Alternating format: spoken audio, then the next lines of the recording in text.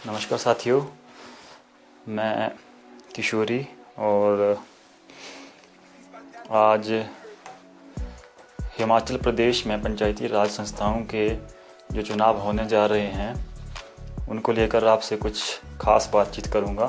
तो सबसे पहले कि इस बार के जो चुनाव हैं उसमें 3 तरह के लोग पार्टिसिपेट कर रहे हैं। पहले मतदाता होंगे जो अपना मतदान करेंगे, मैं भी उनमें एक हूँ। और दूसरे तरह के जो लोग हैं वो जो पुराने मजे हुए राजनीतिज्ञ हैं, राजनीति के जानकार हैं, वो भी इसमें अपना कैंडिडेट के तौर पर भाग्य आजमाएंगे। और जो तीसरी तरह के लोग हैं वो हैं हमारे जो नया यूथ इस बार राजनीति में आएगा या आने की सोच रहा है, तो उसको लेकर मैं आपसे आज जो है बातचीत करूंगा। Thank you so much. युवा उम्मीदवार का क्या रोल रहेगा इस बार, पूछे किशोरी शर्मा जी बोल रहे हैं। इस बारी अब तो पंचायती राज में पढ़े लिखे बच्चे आ रहे हैं, इंजीनियर आ रहे हैं, पढ़े लिखे जितने ग्रेजुएट, पीएचडी, एमएससी आ रहे हैं और मुझे पूरी उम्मीद है कि सबको, युवाओं को इसमें आगे आना चाहिए। मैं यही चाहूँगा कि बाकी पंचायत में सारी रिजर्वेशन दो, किंतु पंचायती राज का जो प्रधान पद है उसको बिल्कुल ओपन रखना चाहिए। उसमें चाहे महिला लड़े, चाहे कोई एससी लड़े, चाहे एनएससी लड़े, ताकि काबिल आदमी आ सके। कई बार ऐसा होता कि जाति, समुदाय और समाज में कई भ्रांतियों की वजह से हम गलत आदमी का चयन करते हैं और 5 साल फिर पंचायत धक्के खाते। तो सबसे पहले जो मतदाता होंगे, जो वोटर्स होंगे, जो अपना वोट डालेंगे इस बार के हिमाचल प्रदेश पंचायती राज चुनावों में, चाहे वो आपके लिए एक वार्ड मेंबर का हो, उप प्रधान का हो, प्रधान का हो, बीडीसी का हो या जेडपी का हो, जहाँ पर भी आप अपना वोट डालेंगे, उस संदर्भ में पहले मैं बात करूँगा। तो सबसे पहले तो मैं ये कहूँगा कि जितने भी लोग हैं, क्योंकि अभी चुनाव आयोग ने जो है इस बार, क्योंकि नई पंचायतें जो है हिमाचल में बनी हैं, जिसको लेकर के वहाँ पर जो है नया स्टाफ देना, वहाँ के लिए नई वोटर लिस्ट बनाना, जो सारा तमाम काम है वो काफ़ी तीव्र गति से चुनाव आयोग करवा रहा है। और क्योंकि नई पंचायतें बनी, वहाँ पर सब कुछ नए ढंग से होना है, इसलिए जो पंचायती राज चुनाव हैं वो इस बार देरी से हो रहे हैं। हालांकि इससे पहले चुनाव आयोग ने ये कहा था कि वो नवंबर तक या दिसंबर के पहले वीक तक चुनाव करवा देंगे, लेकिन नई पंचायतों के चलते अभी ये चुनाव आगे एक्सटेंड हो जाएंगे। और चुनाव आयोग ये सोच रहा है, अभी इस पर निर्णय ले रहा है कि 2 चरणों में करवाएं, 3 चरणों में करवाएं या 4 चरणों में भी चुनाव हिमाचल में इस बार हो सकते हैं। क्योंकि वहाँ हमारे जो विंटर के एरिया हैं, अभी कल दिवाली हुई थी, आज ज़्यादातर जो हिमाचल के एरिया हैं वहाँ पर स्नोफॉल हो रहा है। तो एक बड़ी मुश्किल का काम है इस बार चुनाव आयोग के लिए। मैं कहता हूँ कि इस बार के चुनाव करवाना, चुनाव आयोग अगर सफलतापूर्वक करवाता है तो चुनाव आयोग कहीं ना कहीं बधाई का हकदार तो है। तो जैसे ही चुनाव होंगे, जिस चरण में जहाँ भी चुनाव होंगे, मैं क्योंकि महामारी चल रही है, पूरे विश्व में महामारी है, ऊपर से हमारे सर्दी है और हम देख ही रहे हैं कि इस बार जो ये साल 2020 ब्लैक ईयर मैं कहूँ इसको, तो सब चीज़ें जो प्रकृति के नियम हैं उसके कहीं ना कहीं उल्ट हो रही हैं। तो फिर भी मैं ये कहूँगा कि ज़्यादा से ज़्यादा लोग जो मतदाता हैं वो अपने जो मताधिकार है उसका प्रयोग करें और वोट डालने जाएं और वहाँ पर अपनी सेफ्टी सुनिश्चित करें। प्रॉपर जो मास्क है या जो सैनिटाइजेशन का जो प्रोसेस है उसको फॉलो करें। लेकिन जो विशेष बात है जिसको करने के लिए मैं आपसे रूबरू हुआ हूँ वो ये कि देखिए, हमारे देश में, जो हमारा भारत देश है, दुनिया का सबसे बड़ा लोकतंत्र है। अमेरिका दुनिया का सबसे पुराना लोकतंत्र है और भारत सबसे बड़ा लोकतंत्र है। तो सुप्रीम कोर्ट हमारी जो है सुप्रीम अदालत है, एक सबसे बड़ा कोर्ट हमारे देश में है, कानून का रखवाला जिसको कहा जाता है। लेकिन सुप्रीम कोर्ट से भी ऊपर हमारा कॉन्स्टिट्यूशन है, संविधान है। और संविधान के ऊपर तो आप सोचेंगे कि कोई नहीं है। जो आप हैं, आप मतदाता हैं, मैं मतदाता हूँ। तो जो देश की आम जनता है, जो मतदाता है, वो संविधान से भी ऊपर है। ऊपर इस तरह से है कि संविधान भी आप लोगों की इच्छा अनुरूप बनाया गया है। आप लोगों की सुख सुविधाओं को, आप लोगों की सुरक्षा को लेकर, आप लोगों के अधिकारों की सुरक्षा को लेकर जो है वो संविधान बनाया गया है। और वही लोग संविधान में संशोधन करते हैं जिन लोगों को आपने पार्लियामेंट में भेजा है।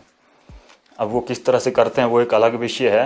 हकीकत में और जो कागज़ में है वो एक सेपरेशन है, वो आप भी जानते हैं और हम भी जानते हैं। लेकिन प्रोसेस तो यही है कि जो पब्लिक चाहेगी वही चीज़ें संविधान में होंगी, और जो चीज़ें संविधान में होंगी उन्हीं चीज़ों का जो है सुप्रीम कोर्ट पालन करेगा। तो देश का एक मतदाता उस संविधान में अपना एक अभिन्न योगदान देता है, और उस संविधान को मॉडिफाई करने के लिए, अमेंड करने के लिए उसकी सबसे बड़ी भागीदारी है। इसलिए मेरा जो ये पर्सनल व्यक्तिगत ये जो मानना है कि संविधान हो या सुप्रीम कोर्ट हो, देश का मतदाता ही इन दोनों चीज़ों का निर्माता है।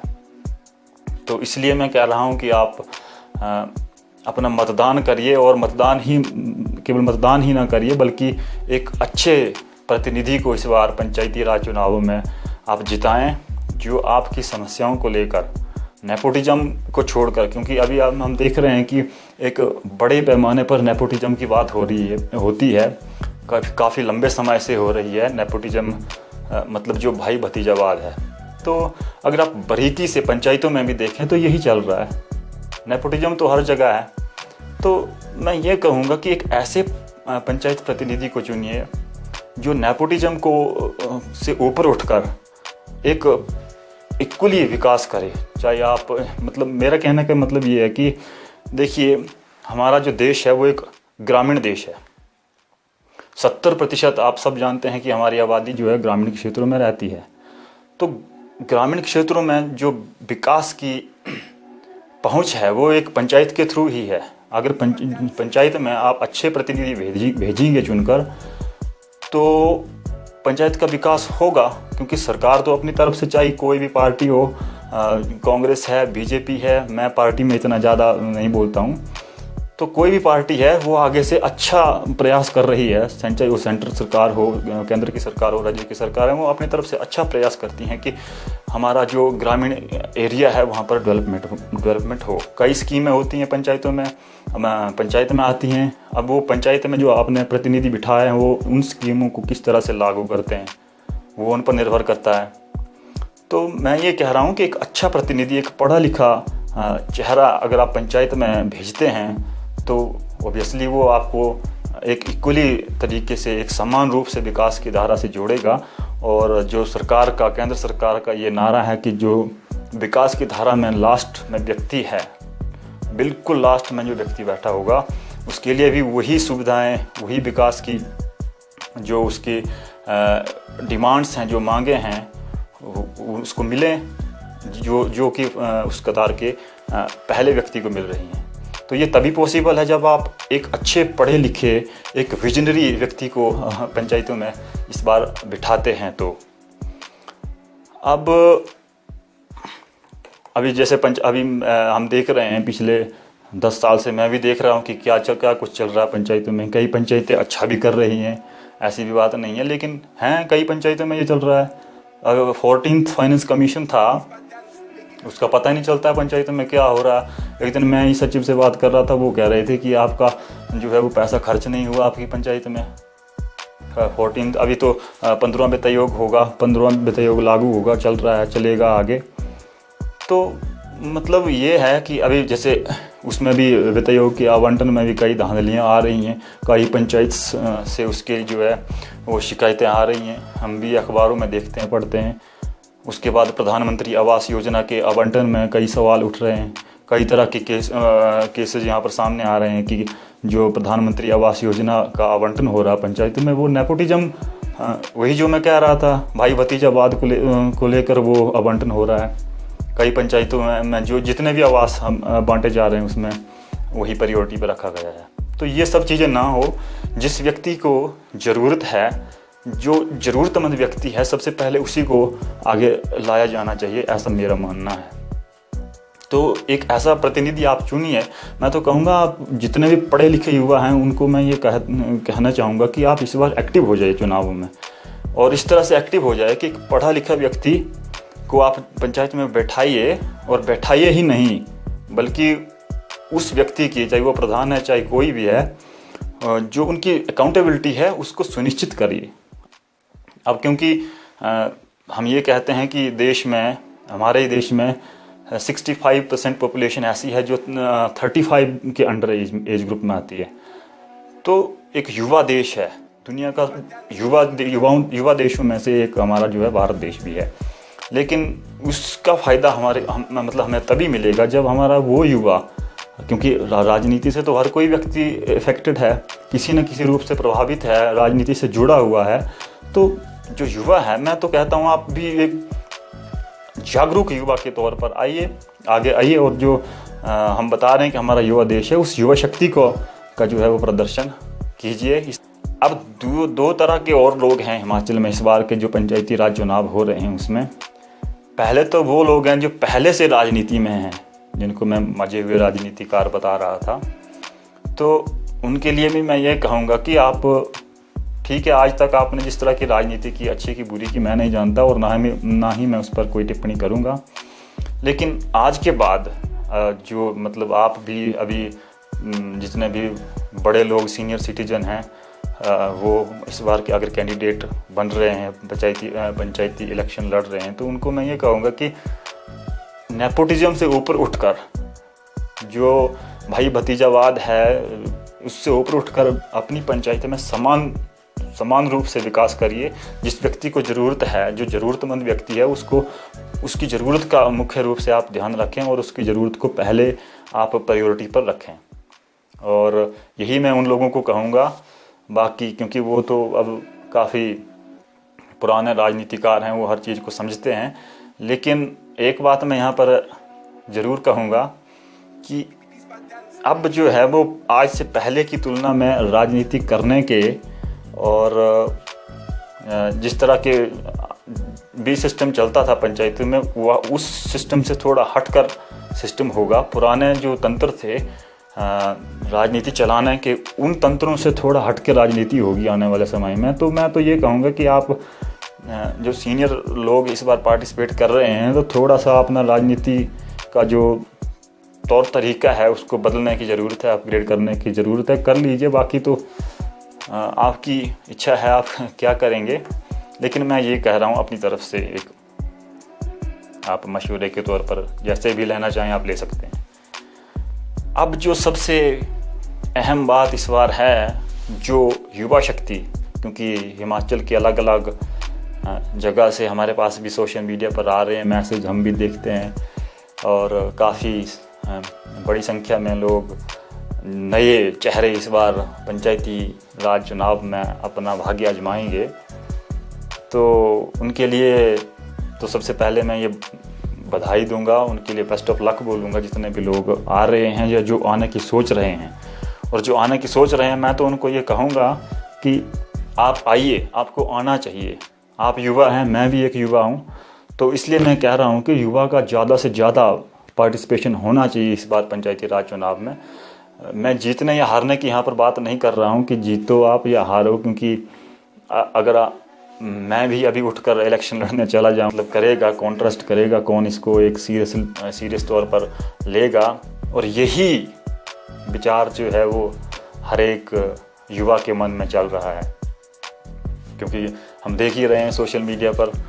और फिर कई लोग अभी एक दिन सोच लेते हैं कि मैं भी इस बार प्रधान के लिए खड़ा होऊंगा या पंचायती राज चुनाव में अपना कैंडिडेट के तौर पर अपनी जो है भूमिका रखूंगा। लेकिन फिर दूसरे दिन ख्याल आता है कि यार अब मुझे कौन सपोर्ट करेगा, मुझे कौन वोट देगा। तो फिर वो पहले दिन का जो ख्याल है वो दूसरे दिन वहाँ पर डिसमिस हो जाता है। तो मैं ये कहूँगा कि जितने भी लोग हैं कि आप हारेंगे या जीतेंगे, मैं तो ये कहूँगा कि सिर्फ पार्टिसिपेशन कीजिए आप अपना, ज़्यादा से ज़्यादा जो है आपका पार्टिसिपेशन होना चाहिए। और क्योंकि अभी हिमाचल में 50% सीटें जो है वो महिलाओं के लिए आरक्षित रखी गई है। चुनाव आयोग ने ये तो अभी रोस्टर हालांकि बनने हैं, रोस्टर बनेंगे, लेकिन ये तो चुनाव आयोग ने क्लियर कर दिया है कि जो 50% सीटें हैं वो महिलाओं के लिए आरक्षित हैं। Reservation for women is now 50%। और अगर हम ये सोच लें आज कि मैं जीतूंगा नहीं, मुझे कोई वोट नहीं करेगा या ऐसा कुछ नेगेटिविटी लेकर दिमाग में बैठेंगे तो फिर तो जब तक उतरेंगे नहीं चुनाव मैदान में तो तब तक पता कैसे चलेगा, लोग आपको समझेंगे कैसे, आपको पहचानेंगे कैसे। इस बार अगर आप मान लो चुनाव में हिस्सा लेते हैं और हार भी जाते हैं, ये मान के चलो, या जीत जाते हैं, आप तो ये मान के चलो कि आप जीत जाएंगे, लेकिन अगर नहीं भी जीतते हैं तो कम से कम आपका एक्सपीरियंस मिलेगा, उससे आप कुछ ना कुछ सीखेंगे और अगली बार आप दुगने जोश से आप पार्टिसिपेट करेंगे और एक टाइम ऐसा आएगा जब आप जीतेंगे भी। तो जितने भी युवा साथी हैं मैं उनसे ये कहूँगा, क्योंकि अब आप देखिए जब हम सोशल साइट्स पे जाते हैं, चाहे वो फेसबुक है चाहे व्हाट्सएप है, जितने भी मैं पिछले 4 महीने से ये ऑब्जर्व कर रहा हूँ कि जितने भी सोशल मीडिया पर राजनीति से संबंधित जो हमारे जो पोस्ट मैं देखता हूँ तो एकदम से युवा आ जाते हैं वहाँ पर। कोई क्या कमेंट कर रहा, कोई क्या कमेंट कर रहा, कोई कौन सा तरीका बता रहा, कोई क्या तरीका बता रहा। तो जब वहाँ आप ये सारी चीज़ें कर सकते हैं तो प्रैक्टिकली भी कर सकते हैं। तो मेरा अपना जो ये मानना है कि आप जितने भी मुझे देख रहे हैं अभी और बाद में चुनाव नामांकन तक जितने भी लोग मुझे देखेंगे, युवा साथी है मेरे दोस्त हैं कई जो पार्टिसिपेट कर रहे हैं इस बार पंचायती राज चुनावों में, खासकर मैं जो मुझे जानते हैं और जिनको मैं जानता हूँ, जो मेरे ख़ास दोस्त हैं और जो पार्टिसिपेट कर रहे हैं हिमाचल के अलग अलग हिस्सों में, उनके लिए मैं बधाई देता हूँ। आप आगे बढ़िए, ये मत सोचिए कि क्या होगा, हारेंगे जीतेंगे। तो इसी के साथ मैं सभी को, चाहे वो सीनियर लोग इस बार राजनीति में पार्टिसिपेट कर रहे हैं, चाहे वो नए चेहरे हैं, सभी को शुभकामनाएं देता हूं कि वो आने वाले हिमाचल के पंचायती राज चुनाव में अपना अच्छा प्रदर्शन करें। और मतदाताओं को मैं यही कहूँगा कि एक अच्छे प्रतिनिधि को, पढ़े लिखे को, जो किसी में भेदभाव ना करे, जो गरीब को देखे, रोजगार के, क्योंकि अभी महामारी चल रही है पूरे विश्व में, तो बेरोजगारी से कई लोग जूझ रहे हैं। तो जो ज़्यादा से ज़्यादा तौर तरीके खोजे और अपनी पंचायत में जो बेरोजगारी है उसको थोड़ा सा अपने लेवल पर उसको कम करने की सोचें, ज़्यादा से ज़्यादा रोज़गार के जो अवसर हैं उनको मुहैया करवाए। तो यही मेरी आप सभी को शुभकामनाएं हैं। आप अच्छे से अपनी मेहनत करिए, अभी से डट जाइए। और जो युवा सीरियसली इस बार या सीरियसली राजनीति में आने की सोच रहे हैं, उनको मैं एक ख़ास सजेशन दूंगा कि देखिए भाई, ऐसा है, राजनीति संगठन से चलती है। अगर आपके पास मजबूत संगठन होगा तो तभी आप राजनीति में टिक पाएंगे। अदरवाइज सिर्फ अपने अच्छे विचारों या अपना विजन दिखाने से राजनीति में टिकना इतना आसान नहीं है। इसलिए जो मेरा आपके लिए एक सजेशन रहेगा वो ये है कि आप अपना एक संगठन बनाइए। हर गांव से 4 ऐसे लोगों को अपने साथ जोड़िए जो आपको लगता है कि लॉयल हैं, अच्छे हैं, पढ़े लिखे हैं, आपके साथ जुड़ सकते हैं। और जब ऐसा होगा तो एक पंचायत में मान लीजिए कि 10 गांव हैं और 10 गांव से आपने 4 लोग अपने साथ जोड़ लिए। और अपने साथ जोड़ने का मतलब यहाँ पर ये नहीं है कि आपने बोला कि आप मुझे सपोर्ट करो और आपके साथ जुड़ गए, नहीं। जोड़ने का मतलब ये है कि उन 4 लोगों को, जिस गांव से आप जिन 4 लोगों को जोड़ रहे हैं, उनकी जो समस्याएं हैं उनको सॉल्व करिए। उनकी क्या ज़रूरत है, उनकी क्या नीड्स हैं, उनके क्या डिमांड्स हैं, उनसे लगातार आप संपर्क में रहिए। मेरे कहने का मतलब ये है कि उनको आप एक फैमिली मेंबर की तरह ट्रीट कीजिए। ये नहीं है कि आप इस बार आपने जोड़ लिया, 4 बंदे जोड़ लिए और जब इलेक्शन हो गया आप हार गए या जीत गए, फिर उनको भूल गए, उनका कोई आता पता नहीं है। तो मेरे भाई फिर आप राजनीति में नहीं टिक पाएंगे। मेरा ये कहने का मतलब है जिन 4 लोगों को आपने जोड़ा है अपने साथ, उनको फॉर एवर एक परिवार की तरह, फैमिली मेम्बर की तरह उनको अपने साथ जोड़ के रखिए। जब भी आपकी उनको ज़रूरत है तो अपने आप को वहाँ पर प्रेजेंट करिए। जितना भी आप अपने एंड पर कर सकते हैं उनके लिए कीजिए। उनसे उनके फ़ोन कॉन्टैक्ट संपर्क में रहिए, व्हाट्सएप संपर्क में रहिए, उनको पूछते रहिए कि आपको क्या समस्याएं हैं, जो भी उनकी समस्याएं क्या हो सकती हैं। आपसे वो यही एक्सपेक्ट करेंगे कि कोई पंचायत में काम है उसके लिए आप कुछ करें, तहसील में कोई छोटा मोटा उनका काम होगा, या कोई थाने में उनका काम है, SDM ऑफिस में उनका काम है, DC ऑफिस में उनका काम है, डिस्ट्रिक्ट हेडक्वार्टर में या किसी और ऑफिस में उनका काम है। तो आप उनके साथ खड़े होइए। ऐसा नहीं है कि आप इलेक्शन हार भी जाते हैं मान लो, तो तब भी आप उनके साथ खड़े रहिए, उनको अपने साथ जोड़े रखिए। और अगर आप ऐसा करने में सक्सेस हो जाते हैं तो फिर वो लोग अगर एक एक और व्यक्ति को अपने साथ जोड़ेंगे तो 40 लोग अगर एक एक और को जोड़ते हैं तो वो 80 लोग हो जाएंगे। 80 लोगों का होने का मतलब यहाँ पर ये है कि 80 परिवार आपसे जुड़ जाएंगे।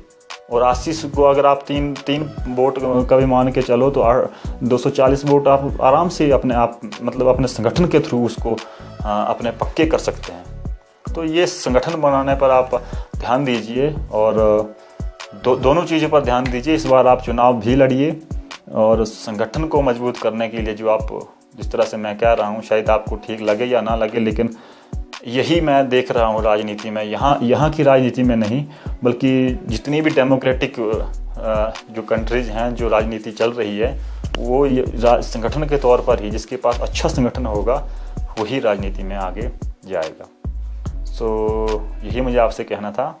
आप सभी को एक बार फिर से शुभकामनाएं। नमस्कार।